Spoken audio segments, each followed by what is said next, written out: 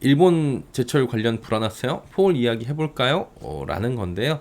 포스코홀딩스 관련해가지고 끝도 없이 이제 이야기가 나오고 있어서 한번 쭉 정리를 해봤습니다. 제 뇌피셜이 일부 들어가 있으니까 이거는 또 참고만 해주시길 바라고요. 일단은 이것 때문에 좀 불안해진 거죠. 어제도 포스코홀딩스가 좀 하락을 했어요. 장 초반부터. 얘는 빨간불을 한 번도 못 보여줬습니다. 이 영향이 없다고는 할 수는 없죠. 일본 제철이 포스코 그룹 지주회사인 포스코홀딩스 지분을 전량 매각한다. 양도 많아요. 3.42. 그래서 결국에는 회장 선임이나 이런 걸 할 때 굉장히 캐스팅 보트 역할을 할 정도로 굉장히 많은 지분을 갖고 있었는데 국민연금이 한 7% 8%밖에 없을 거예요. 꽤 많이 갖고 있는 겁니다. 금액으로도 1조 1천억 원인데 어제 내려갔으니까 한 1조 한 뭐 800억 정도? 요 정도 되겠죠? 예. 일본 제철은 뭐 전략적 재원은 계속 가져가는데 지분은 매각한다. 이렇게 얘기가 나온 거예요. 2차 전지 종목들이 최근 좋은 흐름을 좀 보이고 있고요. 포스코홀딩스도 잘 가고 있었어요. 근데 어제 하락을 한 거죠. 특히 장 초반에는 37만 2천 원까지 3%대 급락이 나왔습니다. 장중에 낙폭을 하락하는 듯 했는데 오후에 또 이제 지수가 밀리면서 낙폭을 다시 키우면서 한 37만 5천 원 정도에 마감한 것 같은데요. 그래도 전일 흐름은 우려했던 것보다는 훨씬 괜찮다라고 생각을 하실 겁니다. 이거 대비해서는 괜찮다 하시는 분들이 계시더라고요. 어제 그러면 수급을 봤더니 외국인이 정말 다 팔고 나갔나? 기관들이 이거에 실망해서 팔고 나갔나? 그러면 이걸 개인들이 다 받았나? 이 물량들을? 큰일 났는데 이러신 분들 계시잖아. 개인이 팔았어요. 개인이 무서워서 판 거예요, 이거. 기관 외국인들은 샀고요, 오히려. 세부 내역을 봐도 금투가 사고 연기금이 사고 투신만 팔았습니다. 이거는 어떻게 봐야 될 수가 있냐면 제 뇌피셜인데 우려가 좀 과했다고 보는 게 맞을 수도 있을 것 같아요. 어제 하락은 일본 제철 관련 소식으로 하락한 부분도 있겠지만 그게 주된 것보다는 밸류업에 당연히 포스코홀딩스가 포함될 줄 알았는데 포홀이 빠졌어요. 거기에 따른 그리고 이제 그동안에 이제 거기에 그 밸류업에 들어갈 것이라는 기대감에 들어왔던 수급들도 있을 거 아니에요. 그거에 따른 매도 물량들이 좀 있을 것 같고요. 또 금투세가 한 달 뒤에 결론을 내린다라고 시행을 하니 그 시행 예정이 그렇게 되니까 시행할지 유예할지 뭐 이런 거에 대한 얘기가 나오니까 그 시장 하락분에 대해서 동조화 정도로 볼 수가 있는 거지. 만약에 이게 일본 제철이 엄청나게 문제가 됐으면은 이 정도 하락으로는 끝나지 않죠. 개별 종목 이슈로 해가지고. 어제 그리고 시장도 안 좋았는데 이 정도로는 안 끝나죠. 이 종목이 그리고 어제 하락 나와도 이상한 날은 아니었어요. 이게 그냥 하락 나와도 이상한 날은 아니에요. 왜냐면 9월 6일부터 보니까 딱 하루 빼고 다 올랐어요. 어제까지 딱 이틀 빠졌다고. 물론 이제 오른 게 막 1,000원, 2,000원 이렇게 오르고 막 솔직히 말해갖고 뭐 짜치게 올랐다 그러는데 짜치게 올라도 계속 빨간불이었어요. 이틀 빼놓고 9월 6일부터. 약간의 매물이 나와도 전혀 이상할 건 없던 그런 상황이기도 했습니다. 근데 여전히 일본 제철 관련 소식에는 좀 예민할 수밖에 없다고요. 그래서 오늘은 일본과 제철 관련 얘기를 좀 정리를 해드리고 폴 관련 지금 현 상황 봐야 되는 것들을 집중 점검을 해드리도록 하겠습니다. 제가 말씀드리지만 이것 때문에 시장에서 폴이 올라간다 내려간다 상승한다 내려간다 몰라요. 저도 이거. 다만 저는 종목에 대해서 산업하고 이 종목이 어떻게 연관이 돼서 지금 움직이고 있는지 시장에서 어떤 위치인지 그래서 투자자들은 각자 생각할 부분에 대해서 같이 공부해보자라고 이런 지금 내용들을 정리해드리고 여러분이 조금 더 편안하게 갈 수 있도록 말씀드리는 거지 오른다 내린다를 말씀드리는 건 아니라는 걸 다시 한번 짚어드립니다. 가끔씩 그래서 올라요 내려요 그러는데 저도 모르죠. 제가 어떻게 알아요. 그럼 오른다 그러면 나 맨날 더 사지. 집 팔아가지고 이거 사고. 안 그렇겠어요? 똑같은 마음입니다. 다만 정보의 접근 권한이나 아니면 서칭 능력이 제가 조금 더 낮고 직업적으로 제가 더 시간적 여유가 그쪽으로는 있으니까 하는 거죠. 자 보도록 할게요. 일본 제철은 매각한다 그랬어요. 1조 1160억 원 수준이에요. 그리고 관계는 이어간다고 밝혔어요. 그러면 우리가 봐야 되는 거는 언제부터 전략적 제휴 관계를 맺었냐인데 2000년도 굉장히 오래됐어요. 24년이고요. 2006년도에 이제 주식을 취득을 한 거죠. 2006년도부터. 그럼 이 계약에 따라서 1.7% 포스코홀딩스도 보유 중이에요. 5천억 원. 그러니까 이거를 일방향적으로 1조 원을 지금 다 날려버리는 건 아니고요. 5천억을 가지고 있는데 포스코홀딩스는 지금 팔 생각은 없는 것 같아요. 지금 당장 팔 생각은 없어가지고 이거 팔아갖고 우리도 팔고 이거 가지고 뭐 하겠다 그런 건 아닌 것 같아요. 그냥 일본 제철 혼자 3%대에 대한 그 지분을 1조 원을 팔겠다 전략 매각. 그러면 이거는 왜 판다고 하는지를 봐야 되는 거고요. 언제 팔지를 봐야 되고요. 어떻게 팔 건지를 봐야 되고 정말 팔 건가를 봐야 되는 겁니다. 여러분 이거는 실질적으로 이렇게 접근하셔야 돼요. 무서워가 아니고 냉정하게 결정된 거잖아요. 얘들이. 그럼 왜 판다? 언제 팔 거냐? 어떻게 팔 거냐? 정말 팔 거냐? 이걸 빨리 분석해야 됩니다. 그리고 경우의 수를 딱딱딱 나눠야 돼요. 일단 왜 판다고 하는 거냐? US 스틸 인수 위해서. US 스틸 뭐예요? 미국 전 세계 철강의 상징과도 같은 회사예요. 미국 산업화의 상징으로 꼽혀요. 이거를 19조 9천억 원에 인수하는 방안을 지금 추진 중이에요. 근데 이게 딱 막혔죠. 왜? 이 노동자들 때문에 막힌 겁니다. 인수가 잘 안 되고 있어요, 지금. 외국인 투자심의위원회 심의를 제청했어요. 이게 안 된다고 하니까 미국에서, 미국 정부에서. 그러니까 지금 대선 후보들도 다 안 된대요. 해리스도 안 된다 그러고 트럼프도 안 된다 그러고 바이든 정부는 안 된다 그래요. 그러니까 일본 대체가 이거 산다고 생각하고 있었는데 사기로 하고 지금 마음 먹고 다 결정해놨는데 의사결정 과정을 해놨는데 안 된다 그러니까 사야 되는 거 아니에요. 그리고 우리가 미국의 우방국인데 우리한테 어떻게 이럴 수 있어? 그럴 거 아니에요. 지금 일본은. 그러니까 심의를 제청한 거예요. 이에 따라서 23일이었던 심의 기간이 90일 연장이 됐어요. 그러면 얘네들은 뭐 하냐? 외국인 투자심의위원회는 영향을 여러 가지를 보는 거예요. 국가안보나 뭐 이런 것들을. 우려가 있다고 판단되면은 시정조치 요구하거나 대통령에게 거래 불허를, 그러니까 이거 하지 마세요라고 권고할 수 있고요. 그거에 따라서 대통령이 따라갈 수 있다는 겁니다. 일본 언론은 지금 외국인 투자심의위원회 판단이 11월 미국 대선 이후에 내려질 가능성이 크다고 보고 있는 거죠. 대체적으로 시장도 그렇게 보고 있는 겁니다. 그럼 대통령들이나 후보자들은 왜 이렇게 했느냐? 표가 중요하니까. US 스틸이 만약에 넘어가게 되면은 노동이 지금 그 영속성이 떨어질 수가 있고 노동자들이 불안하잖아요. 그럼 이거 팔아먹은 그 정부로 지금 각인될 수가 있고 그러니까 미국 그 당국 행정부도 지금 못 판다고 얘기를 하는 거예요. 왜 지금 표가 떨어질 수 있고 노동자들이 주로 있는 곳들이 러스트벨트나 아니면 썬벨트나 이쪽인데 결국엔 경합 지역들이거든요. 미시간, 펜실베니아, 뭐 애리조나 막 이런 데들이잖아요. 다. 거기를 잃으면은 그냥 선거는 끝난 거예요. 그냥 선거는 미국 선거 거기서 그냥 결정이 되는 건데 한 표 한 표가 지금 선거인단의 표가 있는데 날아가면 안 되니까 어쩔 수 없이 지금 가지고 있는 거예요.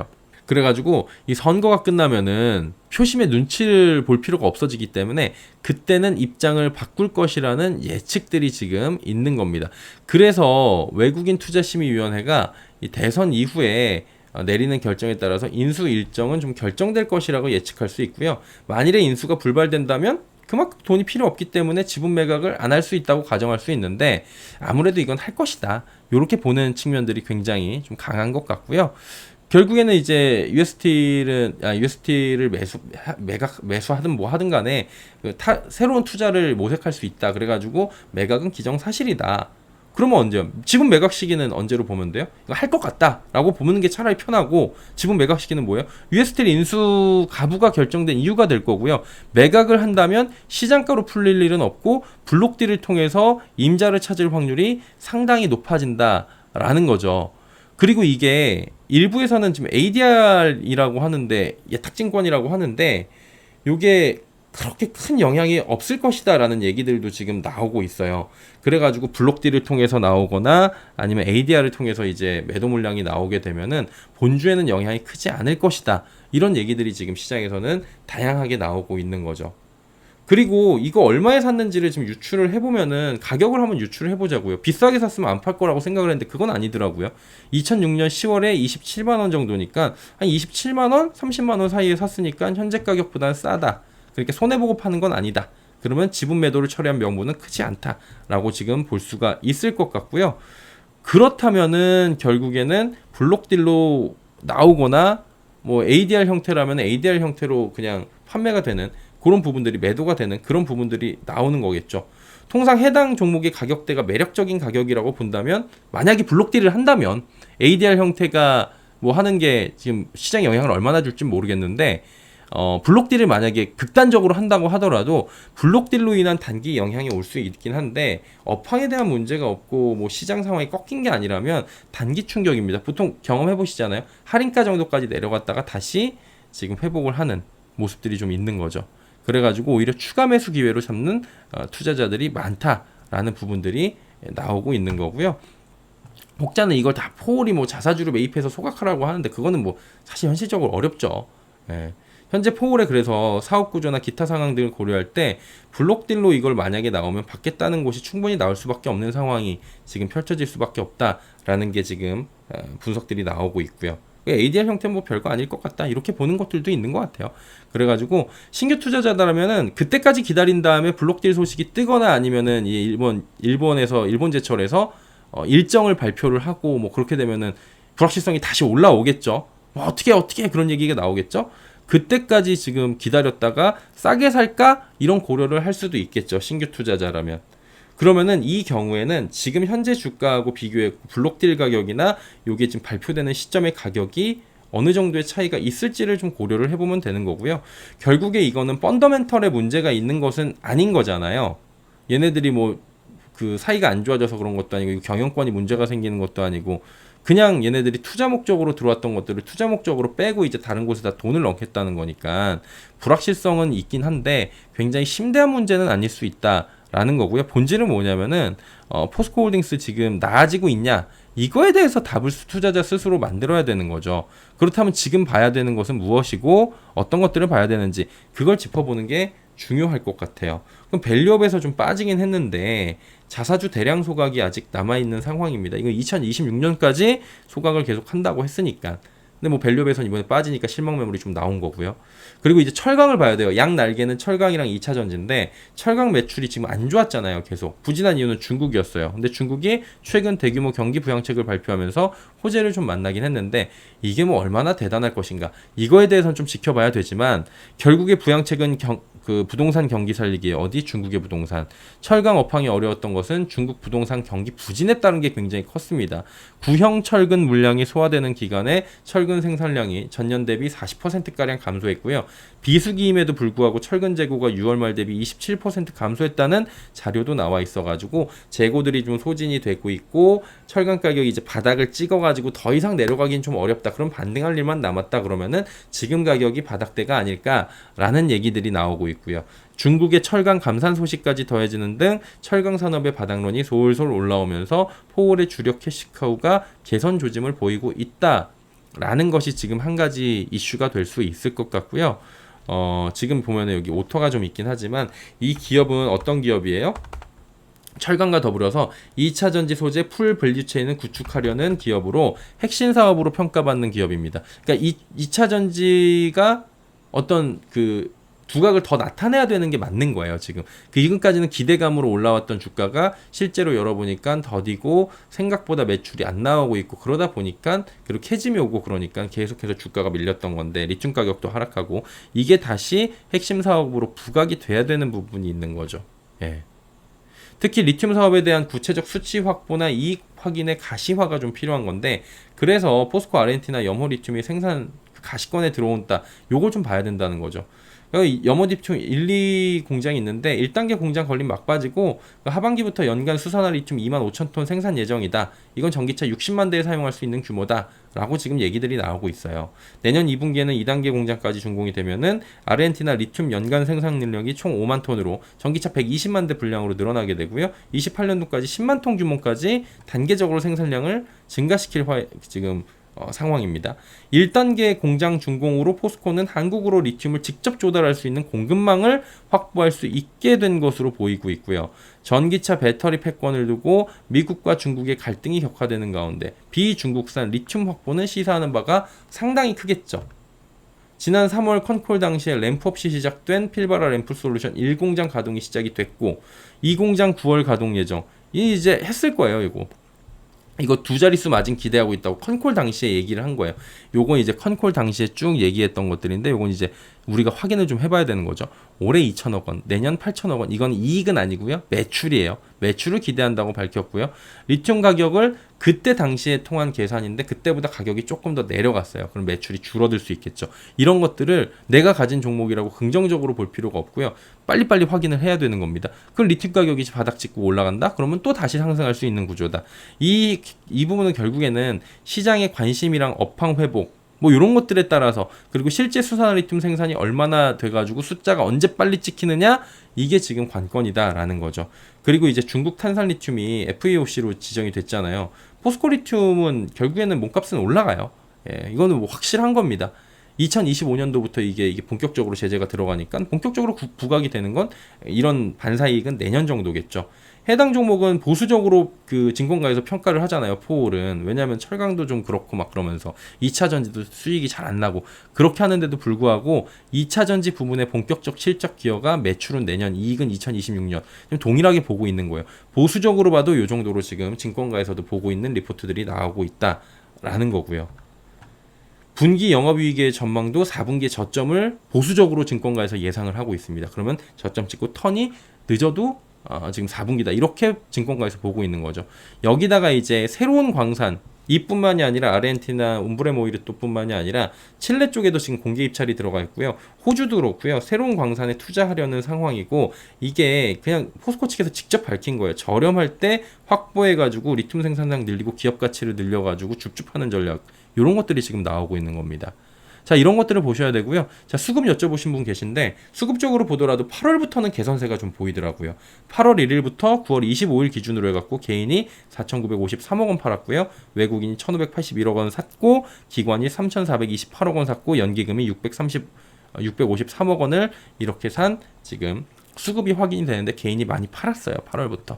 외국인 보유 비율도 연초에 26%까지 떨어졌었는데 지금 29%대까지 회복을 조금 했습니다. 얘는 근데 사실은 50% 정도를 움직이던 애거든요.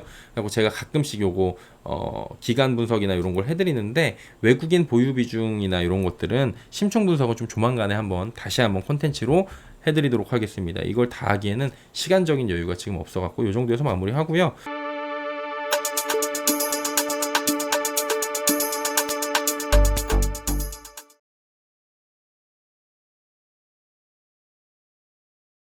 지분 매각하는 전량 지분 매각하는 얘기들을 하면서 다양한 경우의 수를 좀 보여드렸잖아요. 왜 파는 거고 언제 팔 수 있을 것 같고 블록딜일까 뭘까 그래갖고 경우의 수를 따졌는데 여기서 경우의 수 가운데 ADR 부분이 있었습니다. 그래가지고 여기 지금 적혀 있는 부분들은 그냥 뭐 검색을 해도 나오는 부분이니까 넘어갈 수가 있어요. 언제 전략적 제휴 계약을 맺었고 주식의 상호 취득에 관한 계약을 맺어가지고 파트너십을 맺고 있었는데 그래갖고 서로 상호 간에 3%대 지분과 1.7% 지분을 가지고 있었어요. 일본제철은 포스코홀딩스의 지분을 지금 1조 1천억 원 정도를 가지고 있었는데 오늘 도로 올라왔으니까 다시 1조 1천억 원 정도 됐을 거고요. 그리고 일본제철의 지분의 1.7% 약 5천억 원 정도를 포스코홀딩스는 가지고 있어요. 제가 그렇게 말씀드린 게 뭐예요? 이런 블록딜이라고 나오지도 않았지만 대량의 지분 매도건이 나오게 되면은 일단 무섭잖아요. 그때는 좀 면밀하게 분석을 빨리빨리 해야 된다고요. 이런 경우가 주식하다 보면 많이 발생을 합니다. 이거는 예측하지 못한 불확실성이고 종목마다 언제 어떻게 터질지 몰라요. 이건 산업을 이해한다고 해서 될 게 아니거든요. 이거는 솔직히 말해갖고 사전 정보 없으면 못 피해요. 아니면 정말 내가 오늘 계약금이 필요해갖고 돈을 뺐는데 오늘 이 정보가 나왔다? 그러면 솔직히 말해갖고 이게 만약에 악재다 그러면 땡큐인 건데 그냥 몸으로 두드려 맞으면은 요거는 우리가 이제 찾아봐야 되는 거죠. 왜? 그리고 언제, 어떻게, 정말 이런 부분들 고려해야 될 부분들을 하나씩 체크를 할 만한 이유가 분명히 있다라는 거죠.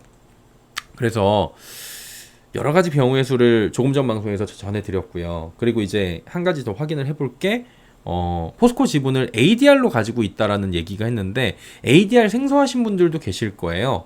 하고 어쨌든 간에 뭐 ADR이라는 건 저는 알아들으니까 그리고 이게 진짜 맞아? 라고 확인을 했더니 그것은 사실이다. 팩트다. 라고 나왔습니다. 이게 언제 거냐면은 2007년도 3월 9일자 신문입니다. 헤럴드 경제. 경영권 안정의 디딤돌. 그래가지고 나온 게 지금 이 내용이에요. 3월 9일자 기사고요. 신일철이 이제 저기에요. 일본제철. 한 주 기준으로 ADR을 지금 그 1742만 주인데 보통주 기준으로 하면 435만 주예요. 무슨 얘기냐면은 ADR 4주를 보통주 한 주로 바꿀 수 있는 거거든요. 잠시 뒤에 이거 다 설명해 드릴게요. 여기다가 지금 4만 주를 매입을 해갖고 보통주 만 주를 더 산 거죠.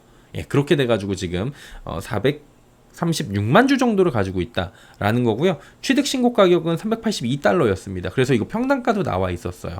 그래서 지난해 그 뭐 10월에 인수, 그러니까 지난해는 이제 2006년이겠죠? 2006년 10월 세계적인 철강업계 인수합병 바람에 대응하기 위해서 전략적인 제휴를 맺은 것이었다. 아, 그때 당시 이 두 기업이 왜 그랬냐 봤더니 아, 이런 전략적인 제휴가 있었구나 라는 거를 한번 확인을 해볼 수가 있었고요. 그리고 뭐 3.3이 가지고 있었는데 이렇게 해가지고 지금 더 늘어났다. 이런 지분 관계들이 나와 있는 기사예요. 2007년도 기사고요. 정확히 여기에는 뭐예요? ADR이라고 명시가 되어 있습니다. 자, 그러면 ADR이 맞네? 그럼 ADR이 뭔지를 살펴보고 이게 전략 매도됐을 때 어떤 영향이 오게 될지를 판단하면 되는 거예요. 그럼 A를 잠깐 뺄게요. 그럼 DR이 나옵니다. 디파지터리 리시비라 그래가지고 이게 주식 예탁 증서를 의미해요. 주식 예탁 증서는 한마디로 왜 이렇게 돼 있니? 주식 예탁 증서는 한마디로 해외에서 국내 원래 주식에 대한 소유권을 인정해주는 대체 증서라고 하는 거고요. 국내 증식들은 우리나라 주식시장에 상장이 돼 있잖아요. 코스피, 코스닥, 뭐 코넥스 이런 데 상장돼 있잖아요.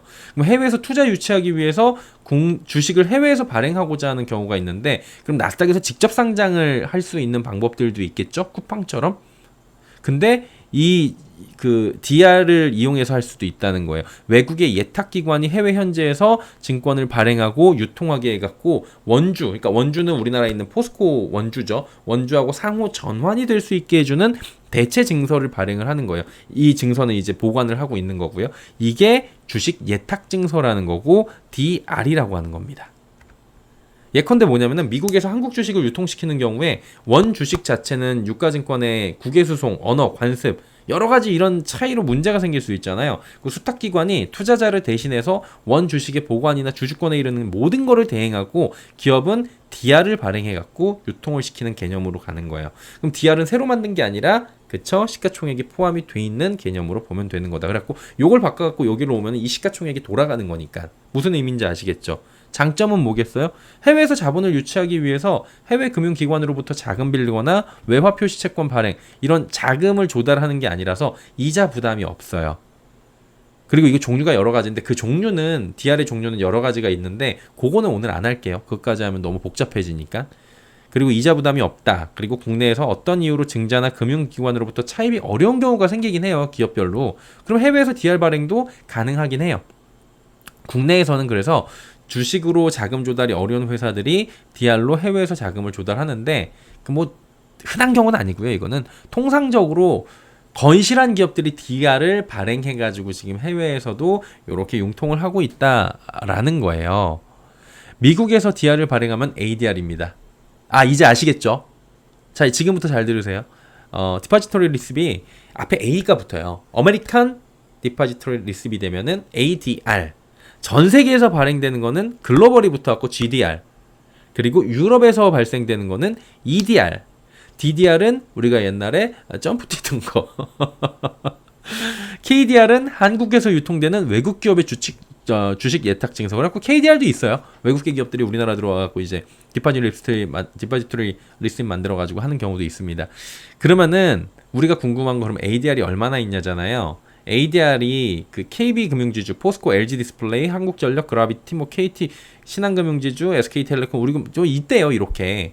GDR은 현대차 그리고 현대차 우선주, 그리고 금호타이어, KTNG, LG전자 우선주, SK하이닉스, 그다음 삼성 SDI, 삼성전자 우선주, 기업은행 요런 것들이 있고요.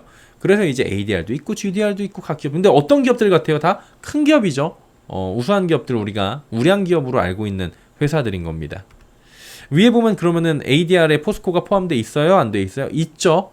그러니까 지금 미국 상장이 돼 있다라고 주식 예탁 증서로 상장이 돼 있다라고 볼 수가 있는 거고요. 이거 티커로는 PKX라고 검색하면 나옵니다. 예, TKX가 포스코가 ADR로 미국에 상장돼 있는 거 티커가 PKX예요. 그러면 이제 궁금한 게 이 ADR은 그냥 허울뿐인 주식이냐, 그냥 이런 거래만 하는 거냐, 아니면 의결권이나 이런 것도 행사 가능하냐인데 의결권 행사도 가능합니다. 포스코홀딩스의 경우에 이거 경우에 따라 다르긴 한데 포스코홀딩스의 경우에는 의결권 행사가 가능해요. 그래서 지금 백기사 얘기가 좀 나왔었어요 예전에. 요번에 경영권 얘기 나오고 막 그럴 때도 얘기 나오면은 일본제철 지분 3.몇 %에 대해서 의결권이 있으니까 이게 국민연금의 한 절반 정도 될 거예요. 꽤 큰 비중이거든요. 그러면은 가격은 얼마냐? 4분의 1이니까 한 4분의 1 가격 정도 됩니다. 한 69.39달러 정도 돼요. 어제 기준으로. 그러면은 환율 곱하기 4 하면은 한 주 가격 36만 6천 원. 그럼 어제 우리나라 내려간 가격이 37만 5천 원이니까 가격 차이는 조금 있어요. 그래서 가격이 동일하게 매일매일 똑같이 움직이진 않아요. 얘네들이 가끔씩 갭도 벌어지기도 하고 변동성이 ADR이 좀 더 많이 생겨요. 왜냐하면 얘네들은 유통 물량이 많지가 않고 그렇게 사람들이 거래를 많이 하지 않아가지고 확 올라가기도 하고 갭 띄울 때도 있고 그래가지고 어떤 분들은 ADR만 거래하시는 분들도 계셔요. 잠깐 먹고 나오고 뭐 이런 식으로. 근데 뭐 저는 그렇게 막 썩 좋아 보이진 않는데 어쨌든 간에 이런 식으로 지금 구성이 되고 있다라는 거고요. 현재 포스코홀딩스의 ADR 물량을 그 보통주 비율로 따지면 한 5%예요. 그러면은 이제 일본제철이 지금 3.42를 보유하고 있는데 ADR의 정말 많은 부분을 지금 가지고 있다라고 볼 수가 있잖아요. 그럼 이제 우리가 주목해 봐야 되는 거는 해당 ADR 지분 전략을 매각한다는 거잖아요. 그럼 어떻게 되느냐 이거예요. 그리고 ADR 4주를 포스코 홀딩스 한 주로 바꿀 수 있다는 것도 감안을 해야 되는 거예요. 그러면은 자 여기부터 그 하나씩 풀어나가면 되는 거죠. ADR 배당 줘요. ADR도 배당 똑같이 줍니다. ADR의 대다수를 일본 제철이 보유를 하고 있잖아요. 지금 많은 물량을. 이것을 전량 시장가로 던진다면 ADR 시장 자체에서, 그러니까 미국에서 던지는 거예요. 이건 나스닥에 상장되어 있는 ADR을. 그러면 이걸 일시에 던지면은 문제가 생기겠죠. 그리고 이거 받아줄 수 있을까요? 그날 다 못 받아줄 확률이 높습니다. 바로 한가에 직행하고 다 팔지도 못하겠죠. 이럴 리도 없고 이렇게 하지도 않아요. 시장가로 이 많은 물량을 던지는 일은 없습니다. 일단은 심지어 이게 우리나라 시장도 아니고 ADR로 그럴 리는 없어요. 만약에 그리고 던지는 일이 생기면 저희 이제 시장가로 언제부터 던집니다. 자 잡으세요. 그러면 이거 주란 얘기지. 누군가가 매수해가지고 싸게 산 다음에 그냥 포스코홀딩스 4대1로 바꿔가지고 바꿔주세요 그래가지고 그러면 이득 나는 거 아니에요? 그쵸? 일본 제철이 이걸 모두 포스코홀딩스로 바꾼 뒤에 시장가로 던질 리도 없을 거예요. 조단위의 경우에는 시장가로 그렇게 던지지 않습니다. 왜냐면은 ADR에 투자하는 이유가 한국에 투자하는 것보다 미국에 직접 투자를 방식을 택한 거예요. ADR을 택한 이유가 있을 거라고요. 직접 투자가 아니라. 그러면은 이런 이유나 이런 번거로움이나 현실적인 것들을 고려를 할 때 결국에는 ADR 물량을 블록딜을 통해서 받고 그리고 이건 이해관계가 좀 들어가겠죠. 아까 배당 여쭤보셨는데 안정적인 배당이랑 주가 수익, 포스코와의 관계를 좀 가져가려고 할 확률이 높지 않나라고 볼 수가 있는 거예요. 결국에는 ADR 자체의 물량을 할인 가격에 넘길 확률이 현실적으로 높아 보이겠죠. 어떤 기업한테 뭐 줄 서는 기업이 있겠죠. 그 기업한테 넘기는데 그 기업은 어떤 기업이 가져갈까요? 포스코하고 관계가 좋은 기업들 혹은 관계를 좋게 하려는 기업들, 포스코하고 어떠한 사업적인 영역을 가져가려고 하는 회사들, 이런 것들일 확률이 굉장히 높겠죠. 그리고 이제 할인가가 발생을 합니다. 블록딜을 던지게 되면은 그냥은 안 사가죠. 예를 들어서 한 10%, 8% 정도 할인가를 던지죠. 그러면은 시장에서는 할인가만큼 좀 하락을 하게 됩니다. 유상증자 혹은 블록딜 이런 것들이 발생을 하면 여러분 얼마 전에 에코프로모티 블록딜 때 겪으셨잖아요. 네, 겪으셨고 얼마 전에 에코프로 HN 때 그 유상증자 때 여러분이 가지고 계실 만한 종목으로 지금 예를 들어 드리는 거예요. 그렇게 되면 할인율이 생기고 그 다음에 다시 올라오고 그 부분이 시간이 지나면 그렇죠? 그러면은 여기서 발생하는 하락으로 인해서 ADR의 하락이잖아요. 그게 국내 포스코홀딩스 주가에 영향을 줄 수 있을까요? 없을까요? 있을 수도 있죠. 근데 크지는 않을 것 같아요. 그리고 큰 영향을 주기는 현실적으로 지금 하나씩 다 따져봐도 좀 어려워 보인다는 거죠. 왜냐면 두 시장이 연동돼 갖고 이게 그 한국 시장이 움직였을 때 이 ADR로 연동돼 갖고 정말로 연결이 돼 있는 게 아니거든요. 그거는 별개의 시장이잖아요. 대한민국과 미국에 상장돼 있는 각기 상장돼 있는 상황이긴 합니다. 이게 증서 개념이긴 하지만 그래서 주가가 대체적으로 비슷하게 움직이지만 약간의 괴리가 생길 때도 있어요. 그럼 실제로 이런 뭐 블록들이 아니어도 얘네들이 그 갭 차이가 좀 날 때가 있어요. 실제로. 예. 결론적으로 일본제철 지분 매각건은 오전 조금 전 컨텐츠로 보여드린 대로 매각을 하긴 할 건데 US스틸 인수가 아니라도 지분 매각은 할 수 있을 것으로 지금 보여지고 있고요. 미국 대선 이후에 US스틸 인수 관련 결정적 시기가 되면 뭐 시기가 정해지겠죠. 그때 가면.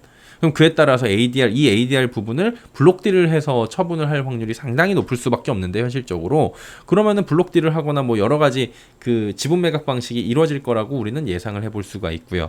이에 따라서 변동성이 다소간에 발생은 할 수 있지만 우리가 생각한 것보다도 크지 않을 수 있다. 이게 잘 모르시는 분들은 매각 블록딜 자체가 튀어나오게 되면은 시장에 이게 시장가로 나오니까 1조 1천억 원이 한 번에 나오면 도대체 어떻게 움직이라는 거야 라고 하지만 그럴 일은 1%도 안 된다 라는 거죠. 표면적으로 보이는 1조 원이 넘는 지분 매각은 큰일 났다 이렇게까지 받아들일 이유도 없어 보인다 라는 부분을 정리를 하도록 하겠습니다.